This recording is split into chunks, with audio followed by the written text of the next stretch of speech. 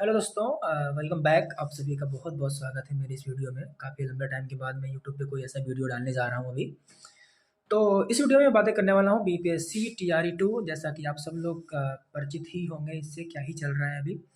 तो हाँ दोस्तों, बीपीएससी टीआरई 2 का रिजल्ट आया है। ऑलमोस्ट सभी सब्जेक्ट का लगभग रिजल्ट आ गया है, बट अभी कुछ एक या दो सब्जेक्ट्स बची हुई हैं जिनका रिजल्ट अभी आना बाकी है। बट बच्चे काफ़ी ज़्यादा परेशान हैं, क्योंकि जो कट ऑफ का ये सिलसिला चला था, कभी 58 सॉरी कभी 52 था, 68 था। अभी अगर आज बात करें तो 80 प्लस, उस 82, 91, 88, ये जो मार्क्स हैं जिन बच्चों के तो उनको कहीं ना कहीं सिलेक्शन मिला हुआ है। और सभी लोगों को कंग्रेचुलेसन जिनका भी इसमें कि सेलेक्ट हुए हैं, जो भी लोग बिहार में टीआरई 2 के लिए। बट ये बात समझ नहीं आई कि इतनी कट ऑफ जो गई है 88, 82 और 91 उर्दू के लिए, क्या ही ये किस बेसिस पे कट ऑफ बनाए जाते हैं, क्या आपके तरीके हैं, या आप समझोगे क्यों आप चाहते हो कि ज़्यादा से ज़्यादा सीटें वैकेंट रह जाएं, खाली रह जाएं, और आप उनको टीआरई 3 में भरोगे? क्या आपकी पूरी प्लानिंग यही है? और आपने जो ये 30 और 120 दो पार्ट में क्वेश्चन किए थे कि 30 मार्क्स में से आपको 9 मार्क्स लाने पड़ेंगे, देन आपकी आगे की जो 120 मार्क्स की कॉपी रहेगी वो चेक होगी। यह आपने पहले ही बता रखा था। और फिर बाद में आपने नोटिस डाला कि नहीं, वो 30 मार्क्स में अगर आपके जीरो भी है तो फिर भी आपकी 120 मार्क्स की कॉपी चेक होगी। तो क्या ही आपने, आप खुद से तो पहले एक अच्छा सा डिसीजन लो और उस बात पर टिके रहो। इतने बड़े वैकेंसी आप दे रहे हो, बहुत ही सराहनीय कार्य आपने किया है। इतना फास्ट जो बिहार गवर्नमेंट के शिक्षा अधिकारी लोग का इतना फास्ट काम कर रहे हैं, जो वहाँ के लोग ज़्यादा वैकेंसी भी दे रहे हैं, उसके बाद 10 से 15 दिन के अंदर एक तरीके से पूरे तरीके से रिजल्ट दे के फाइनल भी करते हैं सब चीज़ों को। तो बहुत ही सराहनीय है। बट ये आपका जो तरीका एक है कि आप सीट बचा लोगे, ये क्यों ही कर रहे हो? आप टीआरई 3 के लिए कर रहे हो क्या? नहीं करना था आपको ऐसा।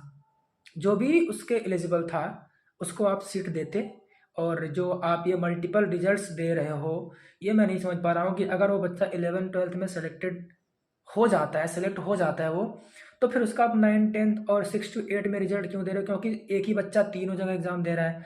तो आपको क्या करना था, पहले आप 11th-12th और 9th-10th, देन उसके बाद 6 to 8 का आप रिजल्ट जारी करते। तो जो बच्चा 11th-12th में हो जाता है, जाहिर सी बात है कि फिर वो 6 to 8 में क्यों ही जाएगा। ठीक है। तो लेकिन आपने ये गलती कर दी कि पहले आप 6 to 8 का रिजल्ट दे, तो उस बच्चे का यहाँ भी निकलेगा। फिर वो बच्चा 9th-10th के रिजल्ट में भी निकाला है क्योंकि उस बच्चे ने वहाँ भी एग्जाम दिया है। देन वो 11th-12th में भी निकाला है क्योंकि उस बच्चे ने वहाँ दिया है। मतलब ये कि वो सिलेक्शन तो एक जगह पे ही लेगा, बट आपने उसकी जो 2 सीटें थी उसको वैकेंट कर दिया। अब आप एक तरीके से कंफर्म ये चीज़ भी नहीं बता रहे हो कि आप क्या इसके बाद फिर से कोई सप्लीमेंट्री रिजल्ट देने वाले हो कि नहीं देने वाले हो, कोई लिस्ट आप दोबारा से जारी करने वाले हो कि नहीं करने वाले हो। बट सबसे आपका जो दोहरा एक था कि आपने अगर जब ये बोला कि 30 मार्क्स से 9 मार्क्स लाने इंपॉर्टेंट हैं, तो आपने फिर उसको बाद में कैंसिल क्यों किया? क्या ऐसा रीज़न था कि आपको कैंसिल करना पड़ा?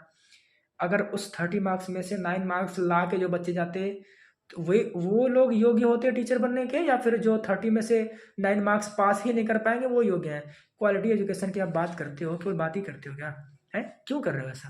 आपको ऐसा बिल्कुल भी नहीं करना चाहिए। आपने न जाने कितने बच्चों के भविष्य के साथ खिलवाड़ किया है ये रिजल्ट दे के। ऐसा आपको इस चीज़ का शायद अंदाज़ा नहीं लग रहा है, बट पता चल रहा होगा आपको भी, क्योंकि ये जो सोशल मीडिया का एक दौर है, इसमें न जाने कितने लोग ऐसी बातें कर रहे हैं कि ये गलत किया है आपने। सारे टीचर्स, जो भी पढ़ाने वाले लोग हैं, सब लोग ये बातें कर रहे हैं कि आपने ये गलत किया। आपको ऐसा कोई भी डिसीजन नहीं लेना चाहिए था कि इतने बड़े पैमाने पे बच्चों के साथ ये गलती, कि बच्चों के भविष्य के साथ ये खिलवाड़ किया जाए। तो आपको इसके बारे में सोचना चाहिए। और आप लोगों को क्या राय है वीडियो में बता सकते हैं। जहाँ तक मुझे लग रहा है कि पहली गलती तो कट ऑफ इतनी हाई कभी नहीं जानी चाहिए थी। आप सीट जानबूझ के वैकेंट कर रहे हो टीआरई 3 के लिए। दूसरी बात, आप ये जो 30 मार्क्स का बाद में आपने जीरो भी कर दिया कि 30 मार्क्स में से अगर आपके जीरो भी आते तब भी 120, इसकी वजह से बच्चों की संख्या ज़्यादा बढ़ गई और कट ऑफ थोड़ी सी ऊपर तो गई। अगर मुझे लगता है कि अगर ऐसा नहीं होता तो न जाने कितने लोग वहाँ फेल होते, और कट ऑफ कम से कम 5 नंबर तक नीचे तो चली जाती, जाहिर सी बात थी। ये गलतियाँ आपने की हैं। और सोचिए आप इसके बारे में, आप क्या ही करोगे। अब जिनके साथ आपने खिलवाड़ कर दिया वो बेचारे तो कितने परेशान हैं। लेकिन उनसे भी मैं कहना चाहूँगा जिनका भी सिलेक्शन नहीं हुआ है कि प्लीज़ आप मेहनत करो, पढ़ाई अपनी जारी रखो। आपको रुकना नहीं है, क्योंकि वैकेंसी तो आनी है और अगर आप योग्य हो तो आपको नौकरी तो मिलनी है। मेरा भी नहीं हुआ है, मुझे भी इस बात का दुख तो है ही। बट ऐसे में कोई निराश होकर बैठूंगा नहीं, क्योंकि मेरे को तो पढ़ाई करनी है। मैं अपना कि सब चीज़ें करता ही रहूँगा, कोई चीज़ रोकना नहीं है किसी को। सो चलिए, थैंक यू सो मच अपना टाइम देने के लिए। धन्यवाद।